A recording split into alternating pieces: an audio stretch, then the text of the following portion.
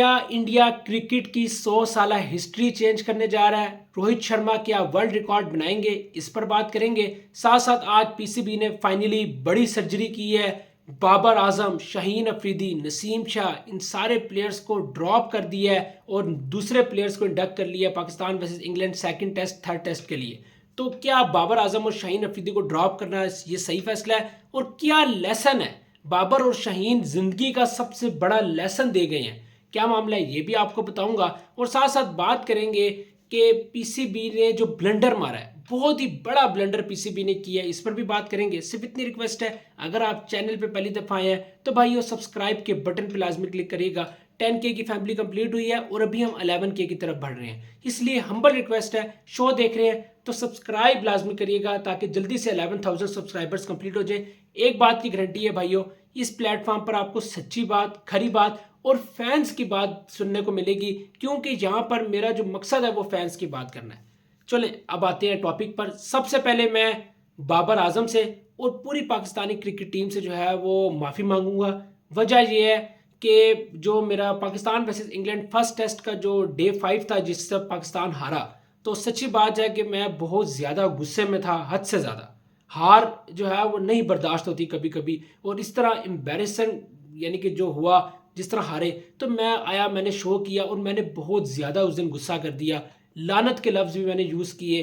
तो बाद में मैंने रियलाइज़ किया नहीं यार, मुझे इस तरह के अल्फाज नहीं बोलने चाहिए थे। ठीक है, आपने गलत परफॉर्मेंस दी, क्रिटिसिज्म करना चाहिए, लेकिन एक हद तक क्रिटिसिज्म करना चाहिए। लानत जैसे अल्फाज नहीं यूज़ करने चाहिए। बाद में मेरे वालिद साहब ने भी मेरी इस पर जो है वो रहनुमाई की, तो मैंने कहा यार इस पर जो है वो मैं बाबर आजम से भी और तमाम क्रिकेट के जितने भी प्लेयर्स हैं उन सब से जो है वो, अगर किसी की भी दिल आज़ारी हुई है तो मैं उन सब से जो है वो माफ़ी मांगता हूँ और कोशिश करूँगा कि आइंदा इस चीज़ पर जो है वो एहतियात करूँ कि कम से कम इस तरह के वर्ड्स ना यूज़ करूँ, वरना फिर मेरे और बाकी क्रिकेट एनालिस्ट में कोई फ़र्क नहीं रहेगा। इसलिए इन चीज़ों पर मैं जो काफ़ी इंशाल्लाह आगे से वर्क करूँगा। अब आते हैं ज़रा टॉपिक पर। सबसे पहले बाबर आजम, सबसे बड़ी खबर है, हॉट टॉपिक है, बाबर आजम ड्रॉप हो गए।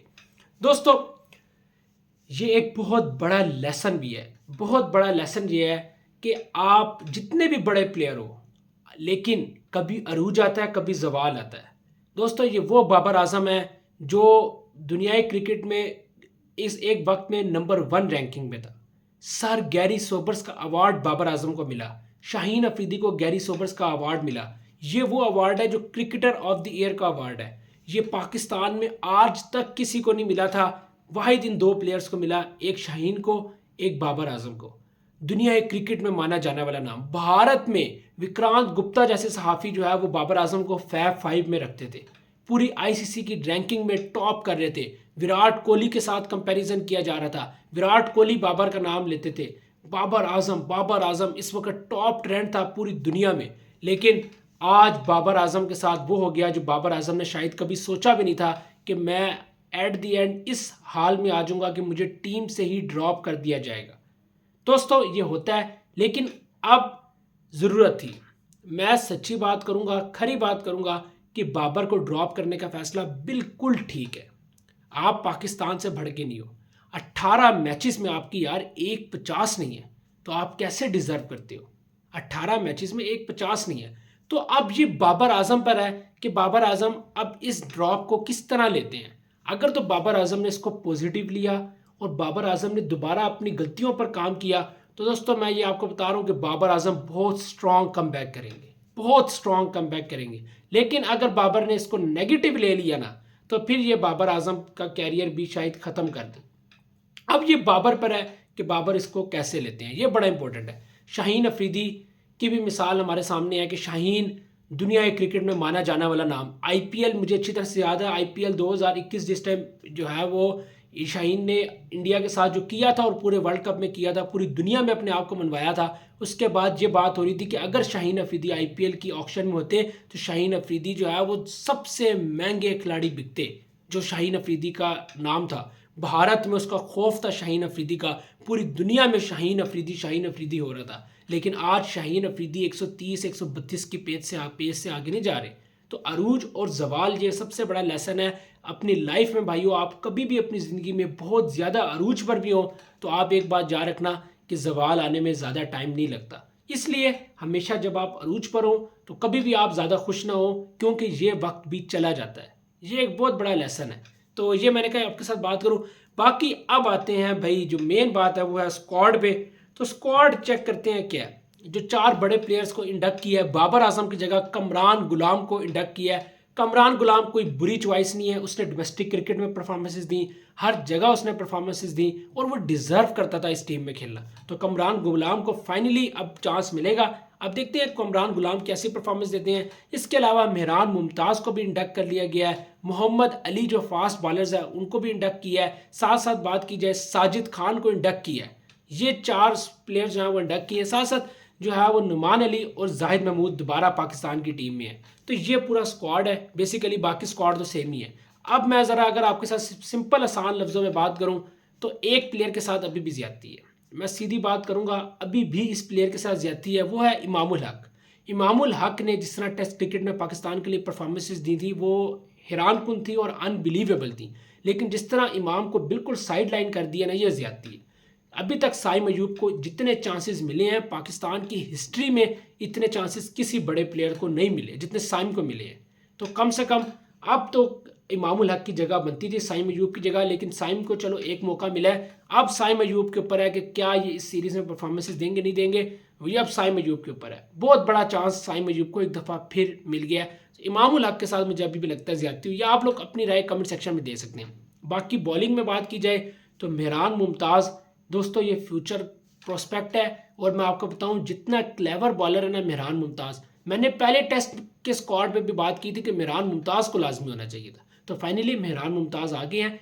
ये एक ऐसा स्पिनर है जो मुझे लगता है पाकिस्तान की टीम को लॉन्ग टर्म में फ़ायदा दे सकता है। और आप ये देखिएगा अगर मेहरान मुमताज़ खेले तो वो विकटें लेंगे, वो विकटें लेंगे।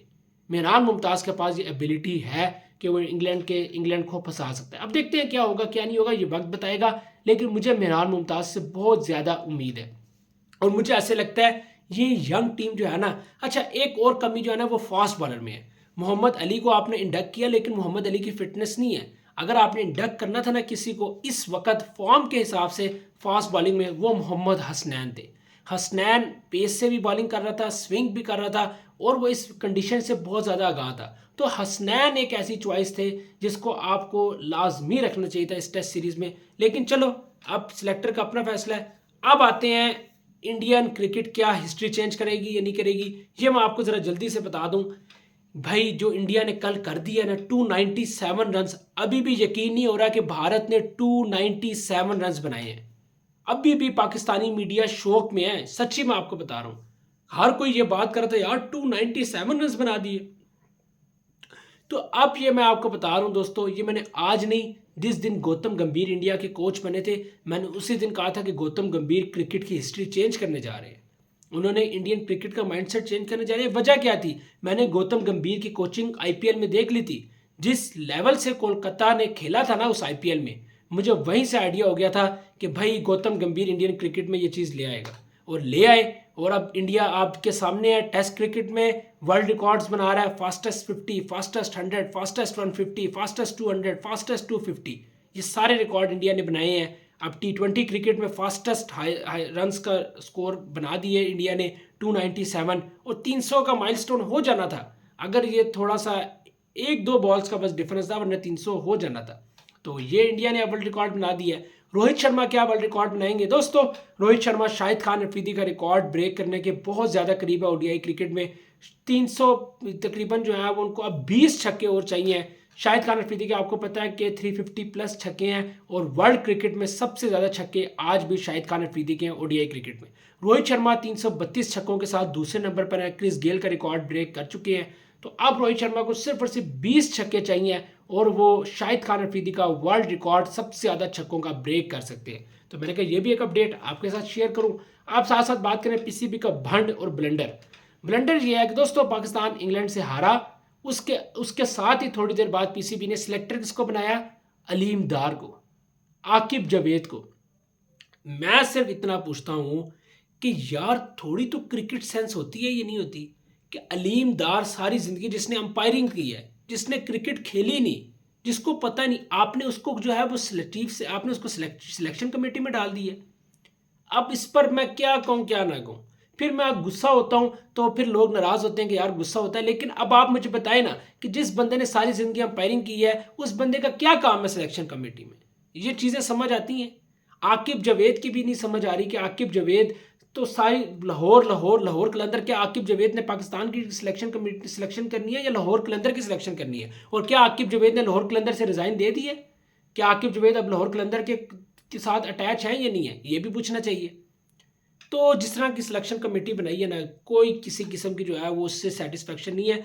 सर्जरी की जहाँ तक बात है, आपने प्लेयर्स को ड्रॉप किया, लेकिन जी आपका 0.1% काम है मोहसिन नकवी साहब।